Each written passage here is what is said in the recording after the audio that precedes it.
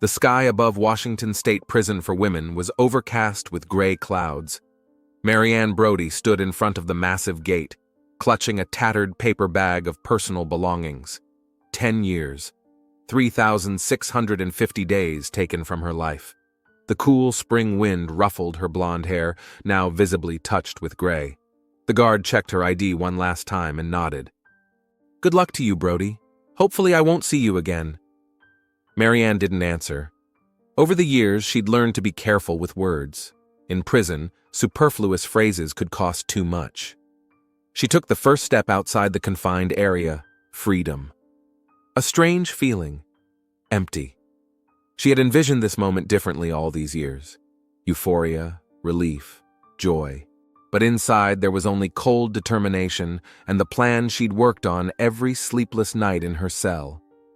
Not far from the gate, a cab was waiting for her. The driver gave her an indifferent look. Just another released prisoner. Nothing special. "Where are we going?" "To the bus station." Marianne leaned her forehead against the cool glass.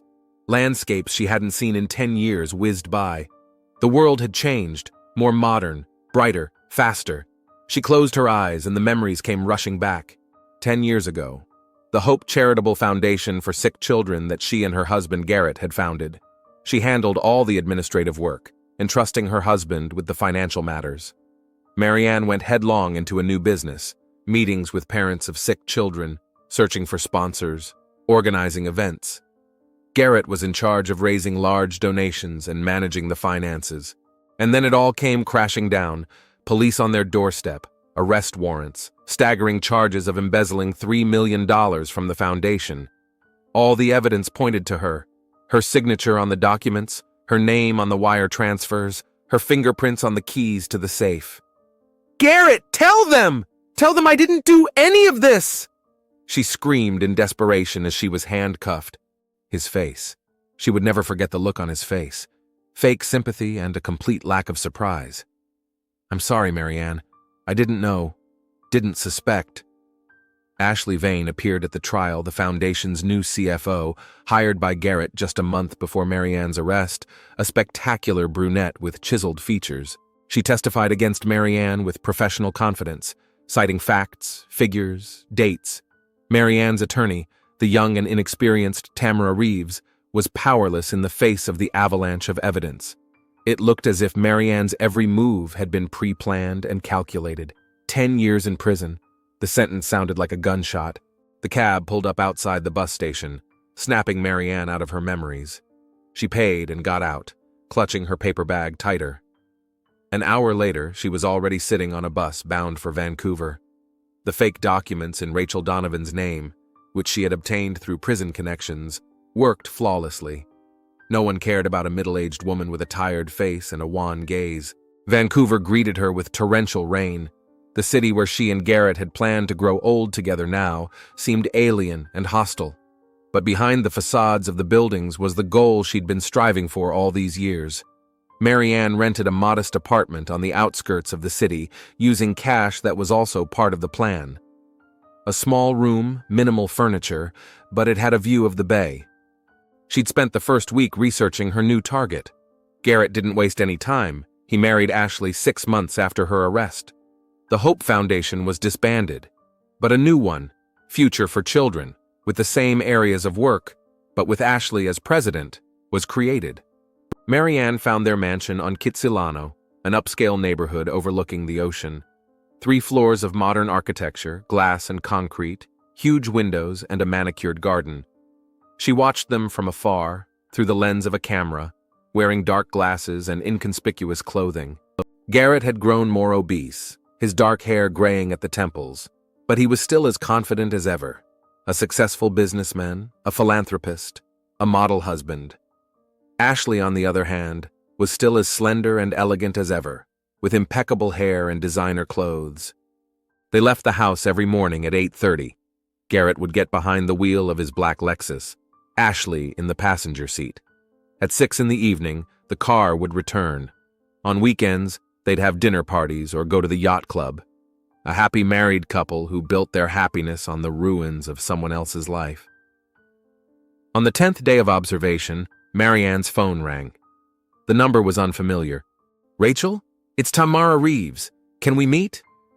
Marianne froze. Tamara, the only person who believed in her innocence to the end. They met at a small cafe on the waterfront. Tamara had changed, more confident, more professional. 10 years of practice turned an inexperienced law graduate into an experienced lawyer. I haven't stopped looking all these years, Tamara said quietly, as the waitress stepped away from their table. And I found something. Marianne stared at her in silence, not letting hope break through the armor she'd built around herself. An accountant who worked with Garrett and Ashley in the early months of their new foundation. He noticed inconsistencies in the paperwork, old transactions, overlapping dates. He started asking questions and was suddenly dismissed, but before he did, he managed to make copies of a few documents. Tamara pulled a folder out of her bag and held it out to Marianne. It's not the full picture, but it's something. If we find more evidence, maybe we can get a retrial. Marianne slowly opened the folder. Bank statements, copies of contracts, strange discrepancies in the dates of transfers. To a layman, just a collection of numbers and terms. But to her, the first real proof of what she'd always known. Where is that accountant now? Tamara looked away. Died in a car accident a month after he was fired. Officially an accident. Marianne closed the folder. Of course. Garrett never left any witnesses. Thank you, Tamara. This is important to me. What do you plan to do? Tamara's voice sounded concerned. Restore justice, Marianne replied simply. After the meeting, she wandered the streets of Vancouver for a long time. A plan was forming in her head. Not just revenge, justice. They had taken 10 years of her life. They'd ruined her career, her reputation, her future. They had forced her to exist in a concrete cage amidst violence and despair. Marianne returned to her apartment when it was already dark. She took a notebook and pen out of her bag. She opened a blank page and began to write.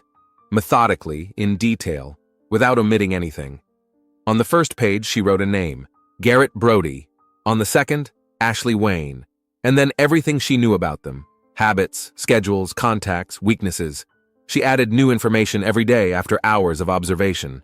One day she'd followed Garrett to a business center on the outskirts of Vancouver. He was only there for 20 minutes, and then quickly left the building. Marianne noticed an unusual expression on his face, a mixture of anxiety and impatience. It wasn't like a normal business meeting. She waited until his car was around the corner and entered the building.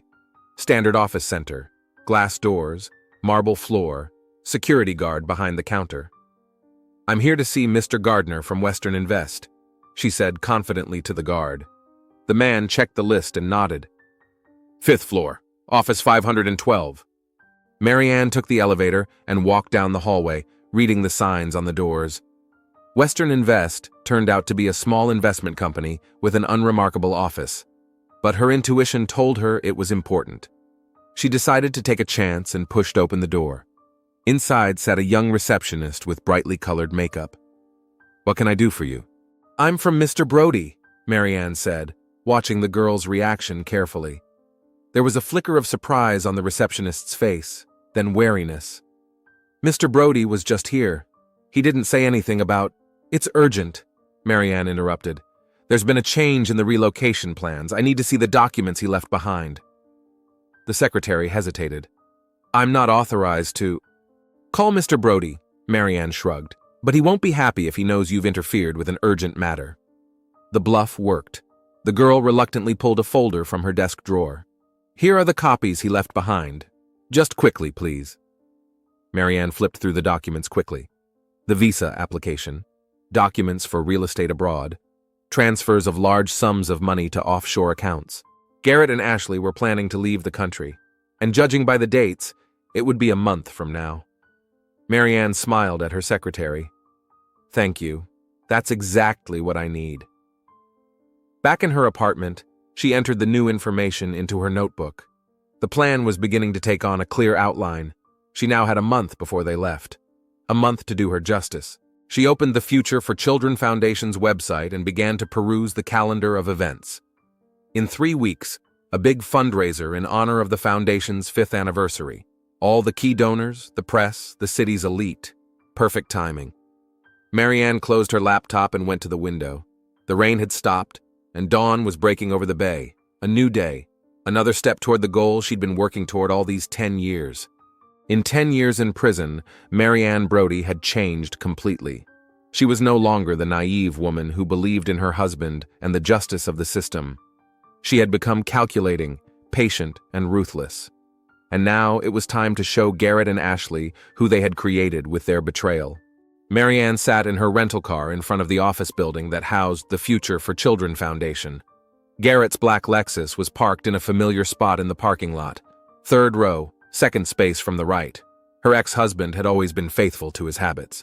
Marianne noted the time in her notepad. 8 hours and 30 minutes, just like a schedule. For the past 2 weeks, she'd methodically documented Garrett and Ashley's every move. She'd recorded their arrival and departure times, the names of people they'd met, places they'd dined, stores they'd shopped at. Nothing escaped her attention. On Mondays and Wednesdays, Ashley went to the Oasis Spa downtown. Facials at 10 in the morning, manicures and pedicures at 12. On Tuesdays, Garrett had lunch with his business partners at Harbor View Restaurant.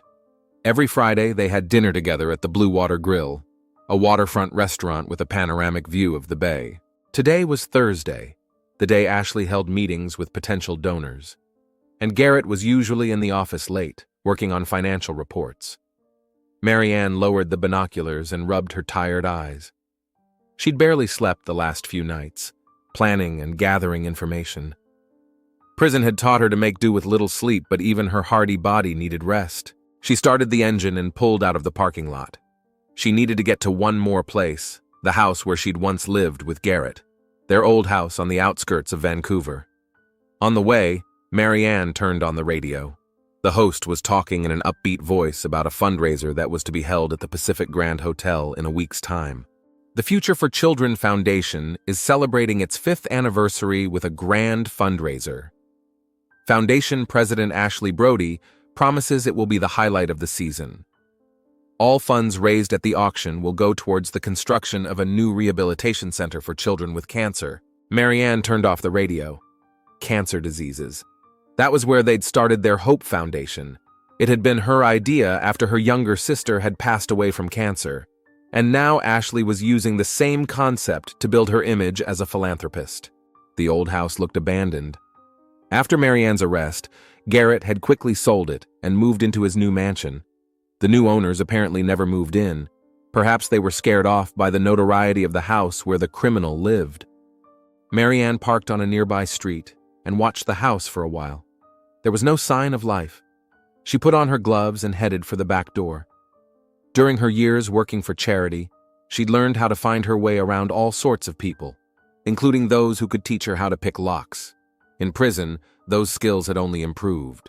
The old lock gave way after a few minutes. Marianne cautiously stepped inside. Dust, desolation, empty rooms. There was no trace left of their family life. She went up to the 2nd floor, to Garrett's former study. The room was empty, but Marianne knew what she was looking for. She squatted by the fireplace and felt the stonework.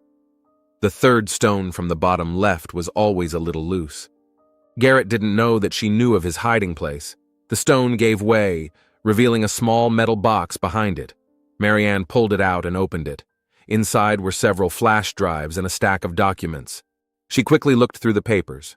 Contracts, bank statements, phone records, and most importantly, draft letters with clear instructions on how to transfer money from the Hope Foundation accounts through shell companies. Garrett's handwriting was instantly recognizable. Marianne felt her heart beat faster. There it was, irrefutable proof of her innocence, proof that Garrett and Ashley had planned the whole thing in advance. She tucked the documents into her bag and left the house as quietly as she'd entered. That evening, sitting in her small apartment, Marianne scrutinized the materials she had found. Garrett's plan was elegant in its simplicity. He would gradually withdraw money from the foundation through a series of shell companies and then forge documents to make everything point to Marianne. Ashley, with her background in finance, was the perfect accomplice. $3 million. That's how much they stole from the foundation. Money meant for sick children? money that was supposed to save lives. Marianne served 10 years in prison for those funds, and Garrett and Ashley built a new life of luxury and comfort. The next day, Marianne watched them at the Blue Water Grill restaurant. She sat at a far table, hidden by the semi-darkness and the large aquarium dividing the room. Garrett and Ashley were dining as usual, ordering a bottle of expensive wine and a delicacy. They looked relaxed and happy. Ashley was wearing a new dress from a famous designer. Marianne had seen it advertised in a magazine. The cost of such an outfit easily exceeded a nurse's annual salary at the very rehab center they were supposedly planning to build. On Garrett's wrist was a new watch, thin, elegant, with the logo of a prestigious Swiss company, another toy bought with stolen money. "Honey, don't forget to confirm the yacht reservation for next weekend," Ashley pronounced, sipping her wine. "I want to throw a small party before we leave, just the closest people." Garrett nodded. "Already done. Captain Jack said everything will be ready by Saturday." "Great! I'm so tired of all the fuss with the foundation and the fundraiser. I can't wait until we're finally in New Zealand." Marianne listened to their conversation, feeling a cold rage building up inside. They talked about the stolen money and the life they had built on it so mundanely, as if it was their legal right. She paid and left the restaurant before they finished dinner. Walking along the waterfront, Marianne felt an inner struggle. She had proof now. She could go to the authorities, show the documents she had found, demand a review of the case. But what would that accomplish? Long months of new trials. Garrett's lawyers would instantly find a way to discredit the illegally obtained evidence. Ashley will testify again with the confidence of a professional. And even if she miraculously managed to prove her innocence, who would give her 10 years of her life back? Marianne stopped at the railing of the boardwalk and looked out at the dark water of the bay. The law would not give her back what she had lost. But there was another way. The path she'd pondered all those years in prison. Garrett and Ashley must answer for their actions, must feel a fraction of the despair and pain she went through, must lose everything as she once did. Marianne went back to her apartment and pulled out a notebook. She began to detail a new plan, not just a collection of evidence, a plan of retribution. She went to the library in the morning and spent several hours researching information about the upcoming fundraiser at the Pacific Grand Hotel. There were articles in the newspapers with details of the event, the guest list, the program, the layout of the tables.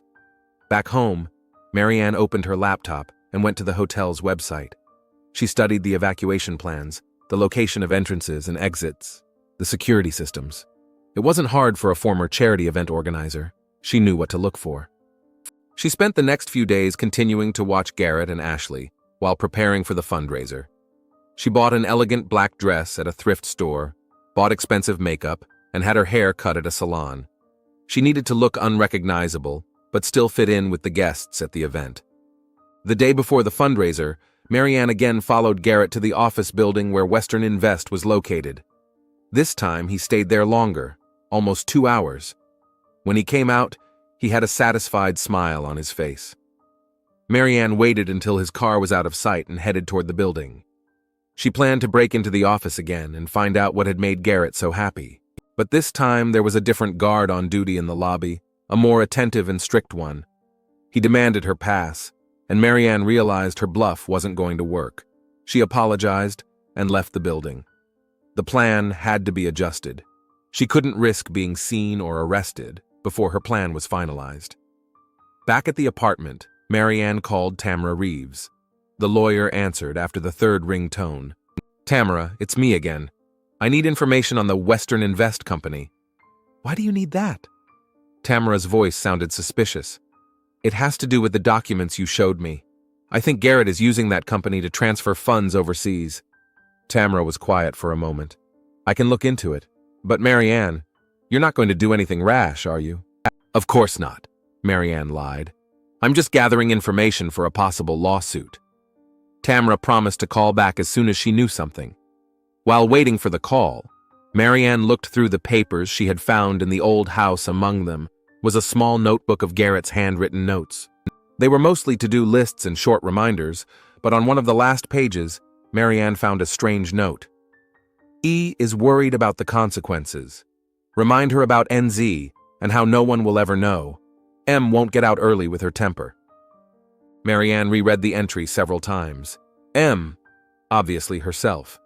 NZ was New Zealand, where they planned to move to. Consequences.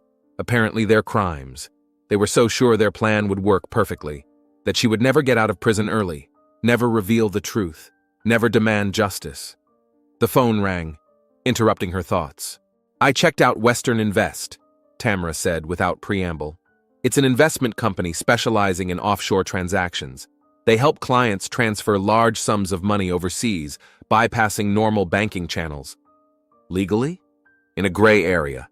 They find loopholes in the law. Not exactly legal, but not exactly not. Garrett's working with them?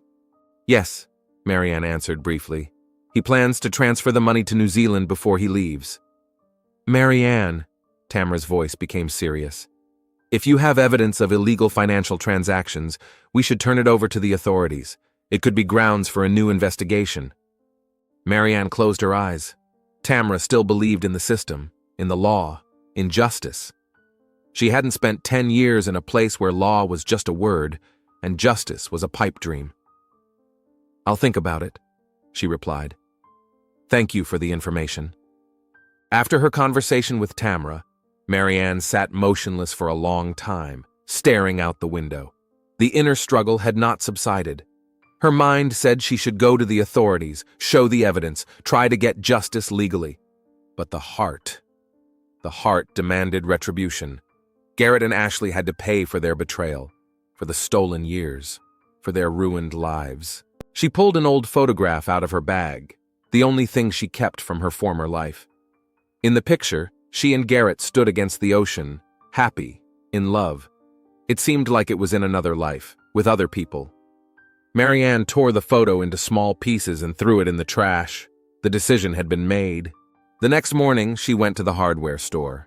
She bought a few simple things, rope, duct tape, gardening gloves. Then she went to a construction store and bought a set of tools. All the while, Garrett's words, written in his notebook, kept running through her mind. M won't get out early with her temper. He was sure she would break down in prison, lose her will, become submissive, that she would never come out and demand answers. He was wrong. Prison didn't break her. It hardened her, turned a soft, trusting woman into a determined, ruthless warrior. And now that warrior was ready for battle. In the evening, as Marianne laid out her purchases on the table, she heard the news on television. The Future for Children fundraiser promises to be the highlight of the season. Ashley Brody, the president of the foundation, said that the auction will feature unique lots, including collectible jewelry and works of art. All the funds will be used to build a new rehabilitation center. Marianne turned off the television. The charity event was less than 2 days away. She had to prepare thoroughly. She pulled out the black dress she had bought at the thrift store and examined it carefully. Elegant, but not flashy, perfect for remaining inconspicuous among the evening's guests. Marianne put the dress on and looked in the mirror. 10 years in prison had changed her almost beyond recognition. A gaunt face, gray hair, a hard look. Former acquaintances would hardly recognize her as the old Marianne Brody. She hung the dress in the closet and returned to the table where the tools she'd bought lay. The details of the plan continued to form in her head. She needed to think of every detail, from the infiltration of the event to the act of retribution itself. The phone rang again, Tamara's number. I need to see you urgently, the lawyer said without preamble. I've learned something important about Garrett's plans. What exactly? Not over the phone. Let's meet at the waterfront cafe in an hour. Marianne agreed, though an inner voice warned her of the danger. Tamara was the only person she could at least partially trust, but even with her she had to be careful. At the cafe, Tamara looked worried. I checked out the information on Western Invest and their ties to New Zealand, she said, lowering her voice. Garrett isn't just planning the move, he's expediting the whole process. According to my sources, he and Ashley are scheduled to fly out as soon as 4 days from now, right after the fundraiser. Marianne felt her heart beat faster. Are you sure? Absolutely. What's more, they've drawn up all the paperwork for their new names. In New Zealand, they'll be living as James and Catherine Pierce, completely new identities. Marianne clenched her fists under the table. They weren't just planning to leave. They wanted to disappear, to dissolve, to become beyond the reach of the law and her. "Thank you, Tamra. This is important information." The lawyer looked at her carefully. "Marianne, I know what you're thinking, but revenge is not the answer. We can go to the authorities with the evidence we have. Maybe we can stop them before they leave." Marianne shook her head. "And what happens next? A new investigation? A new trial?" "In the meantime, they'll find a way to get out of the country another way. They've prepared too well, Tamara." "But the law won't give me back 10 years of my life," Marianne replied stiffly. "The law won't make them feel what I felt every day in prison." Tamara looked at her with concern and sympathy. "What are you going to do?" "It's best you don't know." They parted in tense silence. Marianne knew she had disappointed Tamara, but she couldn't do otherwise. Learning of Garrett and Ashley's plans to disappear under new identities had finally solidified her decision. She only had one chance for justice, the charity gala, and she wasn't about to pass it up. Back at home, Marianne opened her laptop and booked a flight to Mexico for the day after the fundraiser, just in case, even though she already knew she wouldn't use it. Then she pulled out a notepad and wrote 2 letters, one for Tamra and one for the detective who would be investigating the case.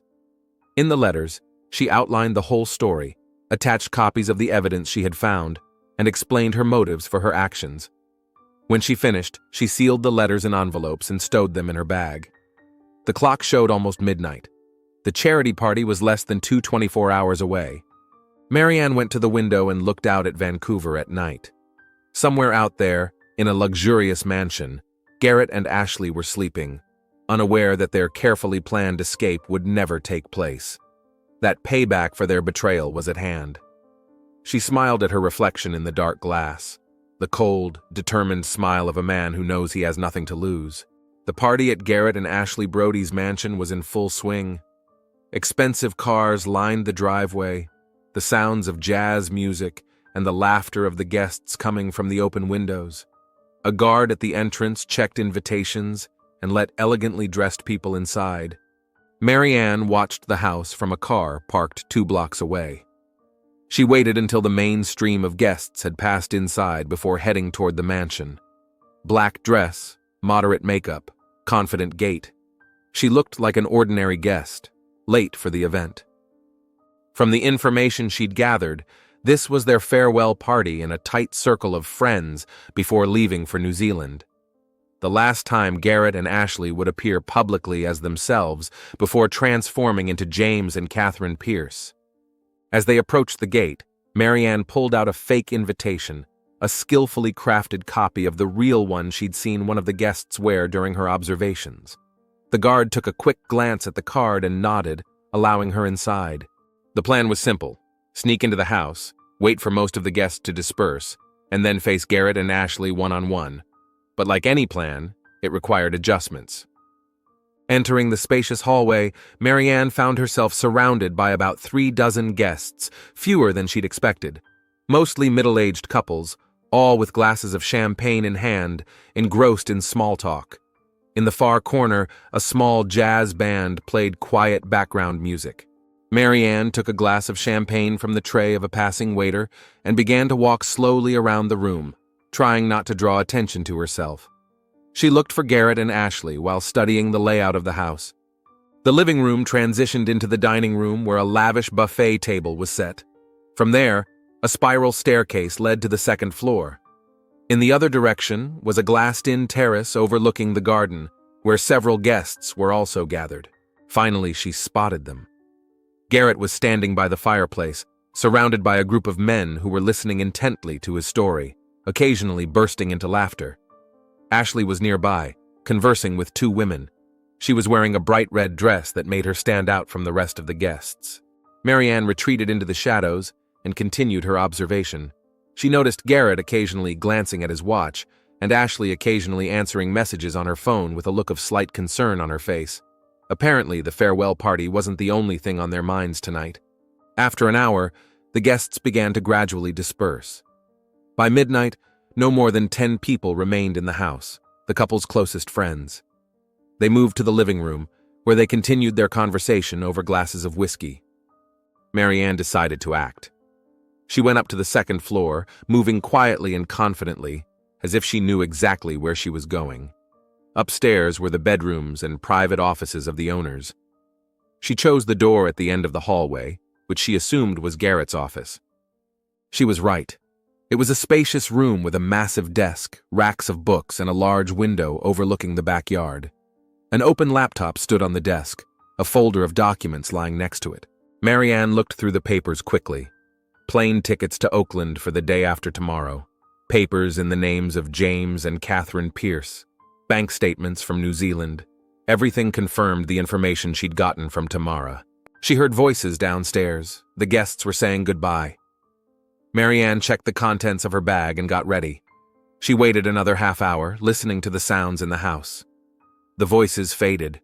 The front door slammed. Then footsteps were heard on the stairs. Marianne hid behind the massive drape at the window.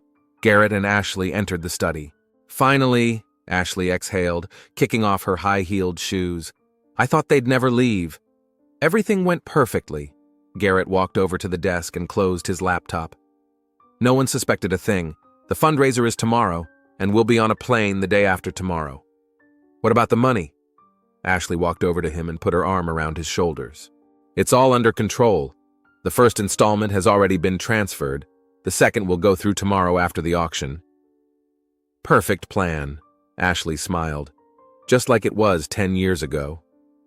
We've always been a good team. Garrett kissed her. Marianne stepped out of the shadows, holding the gun she had secretly acquired through her prison connections. A perfect plan indeed, she said quietly. Garrett and Ashley turned around abruptly. Their faces reflected first bewilderment, then shock as they recognized Marianne. Impossible, Garrett exhaled. Surprise, Marianne smiled coldly. Didn't expect to see me so soon, did you? How did you end up here? Ashley took a step back, her voice trembling. The same way the other guests did, by invitation. A fake one, though. Marianne closed the office door. Please, sit down. We're going to have a long talk. Garrett tried to keep his composure. Marianne, listen. I don't know what you're thinking, but... Sit down, she ordered sharply, pointing the gun at his chest. They complied, lowering themselves onto the leather couch against the wall. Ashley instinctively pressed herself against Garrett. Good. Marianne stopped in front of them. Now let's talk about how you stole $3 million from the foundation, framed me, and sent me to prison for 10 years. That's absurd, Garrett began, but Marianne interrupted him. Don't bother. I found documents in our old house. Your handwritten instructions on how to move money through shell companies. Your notes on how to forge my signature, how to create a chain of false evidence. Garrett's face changed. He realized it was useless to deny. What do you want? Money? We can negotiate? Marianne laughed, a dry, mirthless laugh. Money? You think it's about money? You stole 10 years of my life from me. 10 years I spent in a cage amidst violence and despair. She pulled a folder of papers she'd found in the old house out of her bag and tossed it on the table in front of them. It's all here. All the evidence of your crime. Ashley turned pale as she looked at the documents. We had to do this, she said suddenly, to Garrett's surprise. The foundation was going broke. We had invested everything in it, and it was making only losses. This money was supposed to be our salvation. Money for sick children, Marianne reminded him quietly. Money that was supposed to save lives. We planned to give it back, Garrett exclaimed. But things went wrong. Don't lie to me again, Marianne cut him short. You never intended to return that money. You planned everything in advance. The theft, my arrest, your new life. She stepped closer, looking them in the eye. You know what the worst thing about prison is? Not the violence, the humiliation, the loneliness. The worst part is when you wake up every morning thinking you're here because of the betrayal of the one you loved most in the world. Garrett lowered his head. Ashley continued to look at Marianne with poorly concealed fear. What are you going to do? She asked. Marianne smiled, a cold, ruthless smile. To restore justice. It all happened very quickly. Garrett suddenly lunged forward, trying to knock the gun out of Marianne's hands. A gunshot rang out, and he collapsed to the floor, grabbing his shoulder. Ashley screamed and tried to reach for the phone on the table, but Marianne was faster. The next 15 minutes were the culmination of 10 years of drama. Marianne made Garrett and Ashley sign confessions to the crime, detailing how they had orchestrated the theft and framed her. An injured Garrett, pale with pain and fear, didn't resist.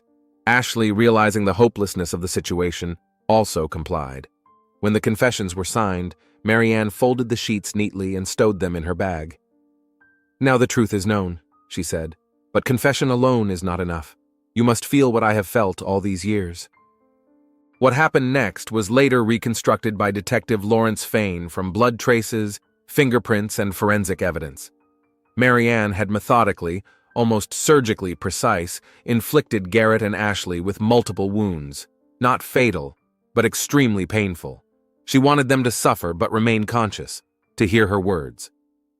"Every cut is for 1 month of my life in prison," she said as she made incisions on their bodies. "Every drop of blood is for 1 minute of despair and pain." When it was over, Marianne called the police. She informed the dispatcher of what had happened and her location. Then she sat in the chair across from the bleeding but still alive Garrett and Ashley and waited. "You know," she said in a calm voice, as if having a conversation with friends, "I've thought about this moment every day for 10 years. Imagined your faces when you realized that you didn't get away with it, that there is justice." The police arrived 12 minutes later. When the officers burst into the office with guns at the ready, they saw a strange sight. Bloodied but alive Garrett and Ashley on the couch, and Marianne sitting calmly in a chair with a gun in her lap. "I'm Marianne Brody," she introduced herself to the officers. "I just committed an act of retribution against the people who stole $3 million 10 years ago and sent me to prison. All the evidence is in my bag." She was arrested immediately. Garrett and Ashley were taken to the hospital where doctors noted multiple stab wounds, but confirmed their lives were out of danger.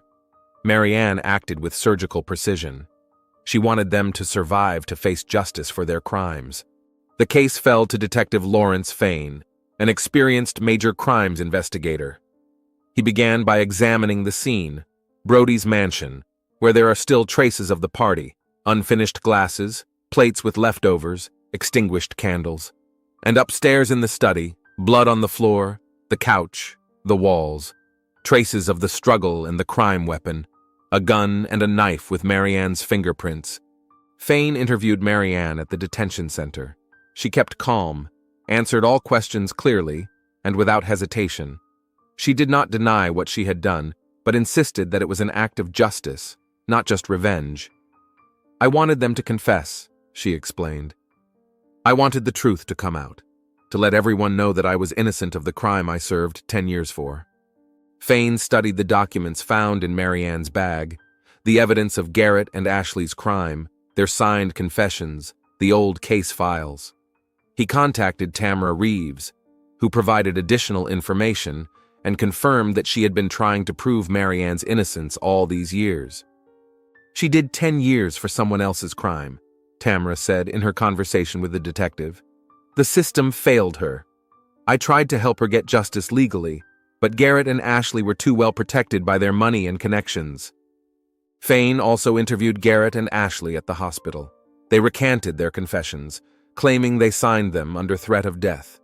But an examination of documents found in the old house and a financial investigation into the accounts of Western Invest and the Future for Children Foundation confirmed Marianne's version of events.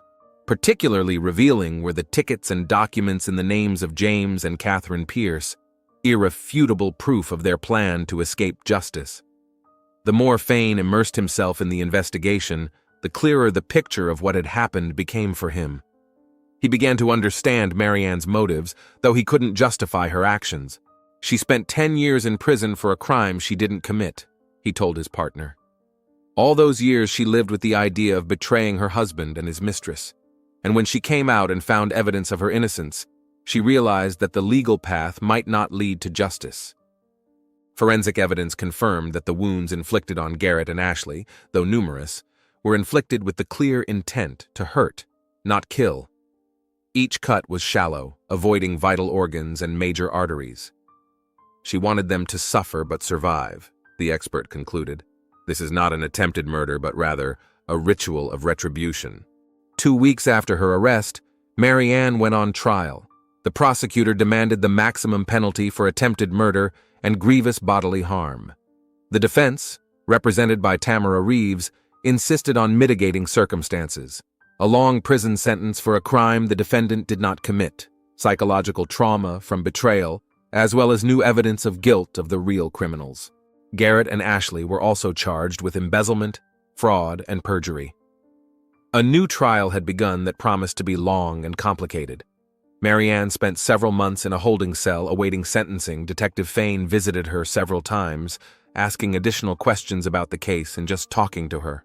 He felt a strange connection to this woman, not a romantic one, but rather a professional respect for her determination and fortitude. "Don't you regret what you did?" he asked once. Mary Ann looked at him for a long moment. "Do I regret hurting them? No. They deserved every second of suffering. Do I regret choosing this path over the rightful path? Sometimes. But I knew I was doing it deliberately, that I would probably end up back behind bars, and I was ready for it." "For what?" Fain didn't understand. "For justice," she answered simply. "For the sake of making them realize that you can't ruin someone's life and get away with it. For the sake of letting the truth be known." In her cell, Mary Ann felt a strange semblance of peace for the first time in years. She had done what she had planned all these years, restored justice, albeit in her own cruel way, made Garrett and Ashley answer for their actions, and most importantly, she proved her innocence. She didn't know how many more years she'd spend behind bars, but it didn't matter. She had done what she felt she had to do, and she was ready to take responsibility for her actions. Every night before she went to bed, she remembered the look on Garrett and Ashley's faces when they realized their escape plan wasn't going to work, that their past had caught up with them, that justice, though cruel and merciless, still existed. That memory gave her the peace she'd been denied for 10 long years.